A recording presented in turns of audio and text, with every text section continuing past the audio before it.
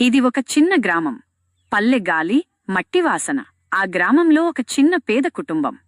ఆ కుటుంబానికి అండగా నిలిచిన ఒక తండ్రి.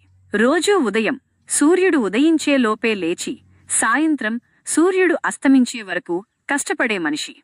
అతని చేతులపై పగుళ్ళు, ముఖంపై చెమట చుక్కలు, కాని పెదవులపై చిరునవ్వు మాత్రం ఎప్పుడూ ఉంటుంది. ఎందుకంటే అతని కల తన కొడుకు భవిష్యత్తు.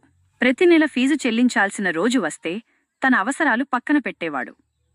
తన కోసం కొనాల్సిన వస్తువులు వాయిదా వేసేవాడు. భోజనం కూడా కొంచెం తక్కువ తినేవాడు.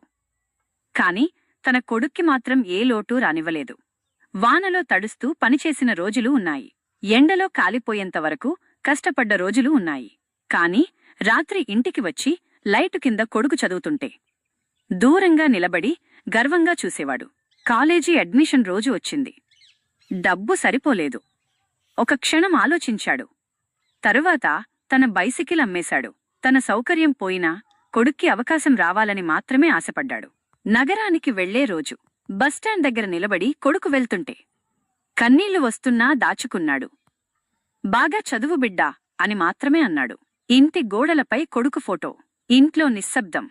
ప్రతి క్షణం అతని త్యాగాన్ని గుర్తుచేసేవి. రోజులు గడిచాయి. పరీక్షలు పూర్తయ్యాయి. ఒకరోజు ఫోన్ మోగింది. నాన్నా, నేను సక్సెస్ అయ్యా. నాకు ప్రభుత్వ ఉద్యోగం వచ్చింది. ఆ మాట వినగానే అతని కళ్లలో నీళ్లు ఆగలేదు. ఆ రోజు అతను గట్టిగా ఏడ్చాడు. బాధతో కాదు, ఆనందంతో. కొన్ని నెలల తరువాత కొడుకు అధికారిగా గ్రామానికి తిరిగి వచ్చాడు. గ్రామం మొత్తం అతన్ని స్వాగతించింది. కాని అందరి ముందు ఆ కొడుకు తన తండ్రి కాళ్లకు నమస్కారం పెట్టాడు. నాన్నా, ఈ విజయం మీదే అన్నాడు. గ్రామం మొత్తం తండ్రిని గర్వంగా చూసింది. కాని తండ్రి మాత్రం తలదించుకుని అన్నాడు, నేను ఏమీ చేయలేదు, అతడే కష్టపడ్డాడు. కొడుకు తన తండ్రి చేతుల పగుళ్లను చూసి అతని జీవితాంత త్యాగాన్ని అర్థం చేసుకున్నాడు. తర్వాత కొడుకు తన తండ్రికి కొత్త ఇల్లు కట్టించాడు. ఇప్పుడు తండ్రి విశ్రాంతిగా కూర్చున్నాడు. కాని నిజమైన హీరో ఎవరో తెలుసా? అతడు ఎప్పుడూ మౌనంగా ఉంటాడు. గర్వం చెప్పుకోడు. కాని జీవితాలను మార్చి వెళతాడు.